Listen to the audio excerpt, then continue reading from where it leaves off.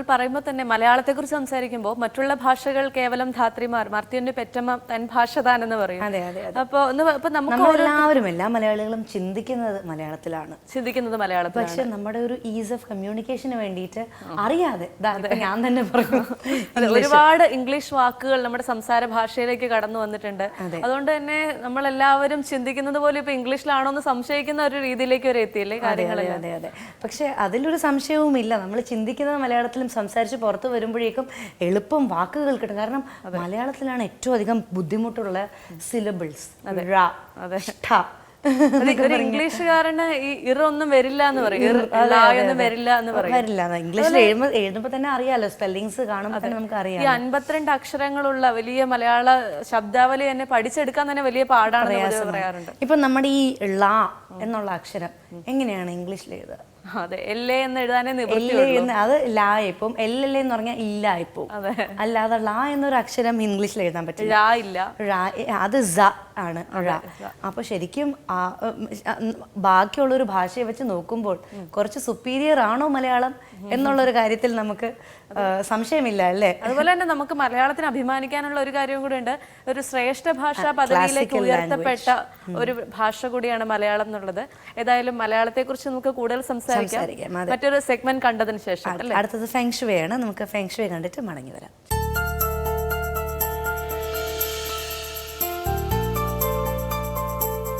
നമസ്കാരം, ഫെങ്ഷയിലേക്ക് സ്വാഗതം. ഫെങ്ഷയെക്കുറിച്ചുള്ള നമ്മുടെ സംശയങ്ങളും മറ്റും നിവാരണം ചെയ്യുവാൻ ഇന്ന് നമ്മോടൊപ്പം Tejas feng shui director doctor Shaji K നായരാണ്.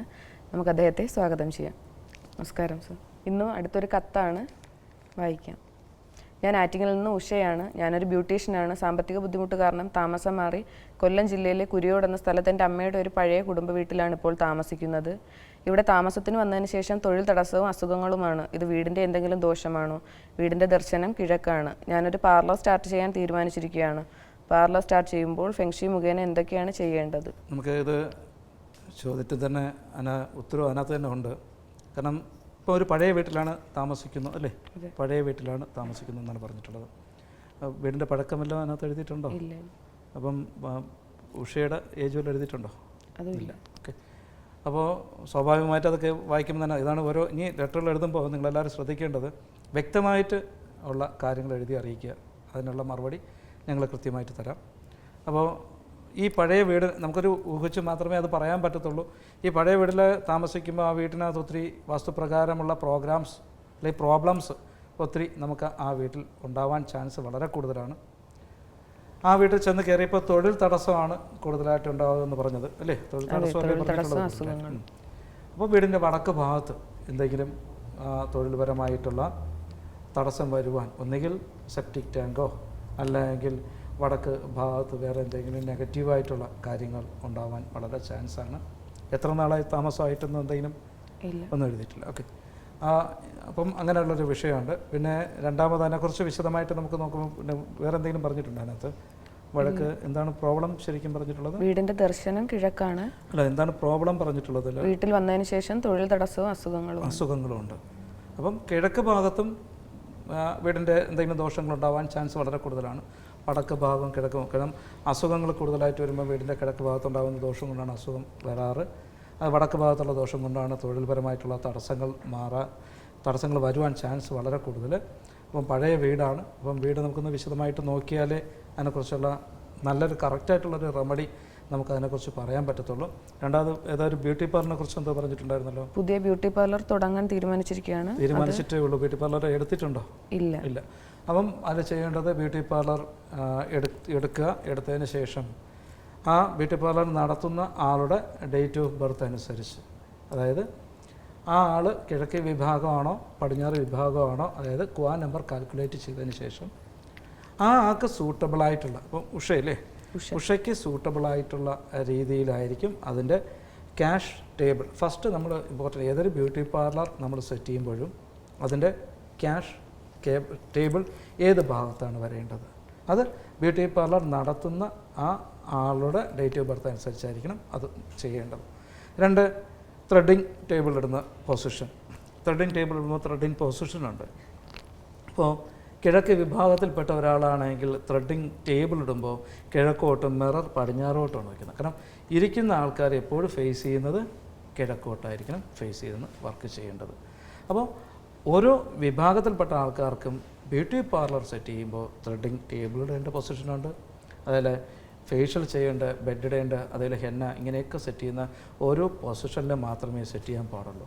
ഇപ്പം ഹെന്ന ബേസിൻ നമ്മൾ പല പാർലറിലും നമ്മൾ സെറ്റ് ചെയ്യാറുണ്ട്. അവർക്ക് സ്പേസ് ചിലപ്പോൾ തെക്ക് കിഴക്കായിരിക്കും സ്പേസ് ഉള്ളത്. അവിടെ കൊണ്ടുപോയി ഹെന്ന ബേസിൻ അല്ലെങ്കിൽ വടക്ക് കിഴക്ക് ഭാഗത്ത് ഒരു ഹെന്ന ബേസിൻ സെറ്റ് ചെയ്ത് കഴിഞ്ഞാൽ എന്തെല്ലാം പ്രശ്നങ്ങൾ അവിടെ, ഒത്തിരി ദോഷങ്ങൾ മാത്രമേ ഉണ്ടാവുള്ളൂ. ബാക്കിയെല്ലാം ബെറ്റർ. കട നല്ല രീതിയിൽ ഫർണിഷ് ചെയ്ത് സൂപ്പറാക്കിക്കൊണ്ട് നമ്മൾ സ്റ്റാർട്ട് ചെയ്ത് കഴിഞ്ഞാൽ ഇങ്ങനെ ഒരു ചെറിയൊരു വിഷയമുള്ള ഒരു ചെറിയൊരു ഹെന്ന ബേസിങ് ഫിറ്റ് ചെയ്ത ഒരു ഇത് മാത്രമേ ഉള്ളൂ. അത് നോർത്ത് ഈസ്റ്റ് ഭാഗത്ത് ഫിറ്റ് ചെയ്യുമ്പോൾ നമുക്ക് ആ ഒരു പ്രശ്നം തടസ്സങ്ങളായിരിക്കും ഉണ്ടാകുന്നത്. അതുവരെ നമുക്ക് വന്നുകൊണ്ടിരിക്കുന്ന കസ്റ്റമേഴ്സ് എല്ലാം നമ്മുടെ കയ്യിൽ നിന്ന് പെട്ടെന്ന് നഷ്ടപ്പെട്ടു പോകാൻ ചാൻസ് ഉണ്ട്. അപ്പോൾ അതൊന്ന് ശ്രദ്ധിക്കണം. പിന്നെ ഓരോ ഈവൻ ടോയ്ലറ്റ് സെറ്റ് ചെയ്യുന്ന ഭാഗം എവിടെയായിരിക്കണം, ഇങ്ങനെ എല്ലാ കാര്യങ്ങളും നമ്മൾ വിശദമായിട്ട് നോക്കിയതിന് ശേഷം ആ പാർലർ നടത്തുന്ന ബ്യൂട്ടീഷ്യന് സൂട്ടബിളായിട്ടുള്ള രീതിയിൽ പാർലർ സെറ്റ് ചെയ്തെടുത്തു കഴിഞ്ഞാൽ ആ പാർലറിൻ്റെ കുറേ ദോഷങ്ങളൊക്കെ നമുക്ക് മാറ്റിയെടുക്കാൻ പറ്റും. എപ്പോഴും ഒരു ബ്യൂട്ടീഷ്യനെ സംബന്ധിച്ചിടത്തോളം ഒരു ആളുടെ വർക്ക് ചെയ്യുമ്പോൾ ആളുടെ ശരീരത്തിൽ തൊട്ടാണ് അല്ലേ. ഇപ്പം ഫേഷ്യലിംഗ് ആയിരുന്നാലും അല്ലെങ്കിൽ ത്രെഡിങ് ആയിരുന്നാലും ആ ആളുടെ ശരീരത്തിൽ ടച്ച് ചെയ്തിട്ടാണ് വർക്ക് ചെയ്യേണ്ടത്. അപ്പോൾ നല്ല പ്രാർത്ഥനയോടുകൂടിയും അല്ലെങ്കിൽ എപ്പോഴും ജപിച്ചിട്ടൊക്കെ ആയിരിക്കും ഒരു ബ്യൂട്ടീഷ്യൻ നല്ല ഭക്തി നിർഭരമായിട്ടുള്ള രീതിയിൽ ഒരു ഷോപ്പൊക്കെ സ്റ്റാർട്ട് ചെയ്യുമ്പോൾ ഓട്ടോമാറ്റിക്കായിട്ട് ഭക്തി മാർഗത്തിലൂടെയൊക്കെ അവർ കടക്കും. അപ്പോൾ ഇന്ന് നല്ല ബിസിനസ്സൊക്കെ വരണേ എന്നൊക്കെ ഉദ്ദേശിച്ചിട്ട് പ്രാർത്ഥിച്ചിട്ട് വിളക്കൊക്കെ കത്തിച്ചിട്ട് അവിടെ നിൽക്കുമ്പോഴായിരിക്കും ഒരാൾ അവിടെ വരുന്നത്. ആ ആളുടെ ത്രെഡ് ചെയ്യാൻ പോയിട്ട് ആളുടെ ശരീരത്തിൽ ടച്ച് ചെയ്യുമ്പോൾ തന്നെ ഈ ആൾ പ്രാർത്ഥിച്ചിട്ട് ആ ആളുടെ ശരീരത്തിൽ നെഗറ്റീവ് എനർജി ആണെങ്കിൽ ഈ ആൾ പ്രാർത്ഥിച്ചിട്ട് വെച്ചിട്ടുള്ള എല്ലാം അവിടെ ഡിസ്ചാർജ് ആകും. പല ബ്യൂട്ടീഷ്യന്മാരും എന്നെ വിളിക്കാറുണ്ട്, സർ ഒരു വർക്ക് കഴിയുമ്പോൾ എനിക്ക് കൈവേദന, കാരണം ഒരു ത്രെഡിങ് ഒക്കെ ചെയ്ത് കഴിയുമ്പോൾ ആ കൈ ഭയങ്കരമായിട്ട് പെയിൻ ഉണ്ടാകും. അത് ഏറ്റവും വലിയ വിഷയം എന്ന് വെച്ച് കഴിഞ്ഞാൽ ആ വന്നിരിക്കുന്ന ആളിലുള്ള നെഗറ്റീവ് എനർജി നമ്മളിലൂടെ ഡിസ്ചാർജ് ആകുന്നത് കൊണ്ടാണ് ആ ഒരു പെയിൻ നമ്മുടെ ആ വലത് കൈക്കോ അല്ലെങ്കിൽ നമുക്ക് കൂടുതൽ സമയം നിന്ന് വർക്ക് ചെയ്യാൻ പറ്റാത്ത ഒരു അസ്വസ്ഥതയോ കാര്യങ്ങളൊക്കെ ഏറ്റവും കൂടുതലാണ്. അതൊന്ന് ബ്യൂട്ടീഷ്യന്മാർക്ക് വരാറുണ്ട്, ഡോക്ടേഴ്സിന് വരാറുണ്ട്. നമ്മുടെ ട്രിവാൻഡ്രത്തെ ഗോകുലം മെഡിക്കൽ കോളേജിൽ കുറച്ച് ഡോക്ടേഴ്സൊക്കെ എൻ്റെ ഫ്രണ്ട്സാണുള്ളത്. അപ്പോൾ അവരുടെയൊക്കെ കൺസൾട്ടിംഗ് ഒക്കെ ഞാനാണ് സെറ്റ് ചെയ്ത് കൊടുത്തിട്ടുള്ളത്. എപ്പോഴും ലെഫ്റ്റ് സൈഡിൽ ഇരുത്തി മാത്രമേ ഒരു പേഷ്യൻറ്റിന് ട്രീറ്റ്മെൻറ്റ് ചെയ്യാറുള്ളൂ. അത് പൊതുവേ എല്ലാവരോടും പറയുന്നതാണ്. അപ്പോൾ അവരുടെ ലെഫ്റ്റിലൂടെ നമുക്ക് ആ ഒരു നെഗറ്റീവ് എനർജി നമ്മുടെ ശരീരത്തിൽ കടക്കത്തില്ല പെട്ടെന്ന്.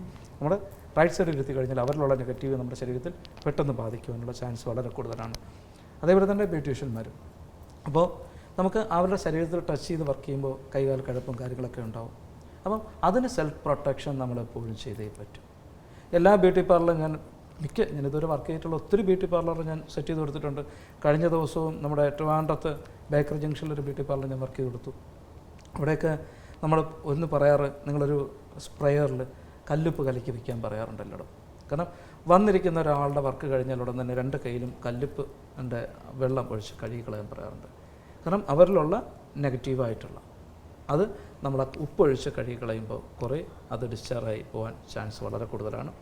മാത്രമല്ല ബ്ലാക്ക് സ്റ്റോൺ പെൻഡൻറ്റ് ഈ ഫെങ്ഷുയിൽ ഫ്ലൈങ് സ്റ്റാർ ഫെങ്ഷുയിലനുസരിച്ച് ഞാൻ സ്റ്റോൺ ഇതും പഠിച്ചിട്ടുള്ളത് കൊണ്ട് ഞങ്ങൾ സ്റ്റോണുകളാണ് കൂടുതലായിട്ട് ഫെങ്ഷുയിൽ അപ്ലൈ ചെയ്യാറുള്ളത്. അപ്പോൾ അതിനകത്തൊരു ബ്ലാക്ക് സ്റ്റോൺ എന്ന് പറഞ്ഞൊരു പെൻഡൻ്റ് ഉണ്ട്. ഞങ്ങൾ ക്രിസ്റ്റൽ ഹീലിംഗ് ഒക്കെ ചെയ്യുന്ന സമയത്ത് ഞങ്ങൾ സ്റ്റോൺസ് വെച്ചാണ് നമ്മുടെ ചക്രാസിലുള്ള എനർജി, നെഗറ്റീവ് എനർജി ഡിസ്ചാർജ് ചെയ്യുന്നത്. അതേപോലെ തന്നെ ആ ഒരു സ്റ്റോൺ പെൻഡൻറ്റ് നമ്മുടെ ശരീരത്തിൽ ധരിച്ചു കഴിഞ്ഞാൽ ഈ പറയുന്ന വിഷയങ്ങൾ കുറേ നമുക്ക് ഒഴിവാക്കുവാൻ പറ്റും. അതായത് ഒരാളുടെ ശരീരത്തിൽ ടച്ച് ചെയ്യുമ്പോൾ ആളുടെ ശരീരത്തിൽ നിന്ന് പറയുന്ന നെഗറ്റീവ് എനർജി കുറേയൊക്കെ നമുക്ക് ഡിസ്ചാർജ് ചെയ്യുവാൻ ഈ നമ്മളൊരു ബ്ലാക്ക് സ്റ്റോൺ പെൻഡൻറ്റ് ശരീരത്തിൽ ധരിച്ചു കഴിഞ്ഞാൽ ഒത്തിരി മാറ്റം നമുക്ക് അതിനകത്തുണ്ടാകും. എപ്പോഴും ബ്യൂട്ടീഷ്യന്മാർ വളരെ ശ്രദ്ധിക്കുക, ഒരു ബ്യൂട്ടി പാർലർ സെറ്റ് ചെയ്യുമ്പോൾ അവർക്ക് സൂട്ടബിളായിട്ടുള്ള രീതിയിലായിരിക്കണം ക്യാഷ് ടേബിൾ, സൂട്ടബിളായിട്ടുള്ള സ്പേസിലായിരിക്കണം ത്രെഡിങ്, അതേപോലെ തന്നെ ഹെയർ കട്ടിങ്, ഫേഷ്യൽ എല്ലാം ഇത് അറേഞ്ച് ചെയ്യുന്നത് സൂട്ടബിളായിട്ടുള്ള സ്പേസുകളിലായിരിക്കണം.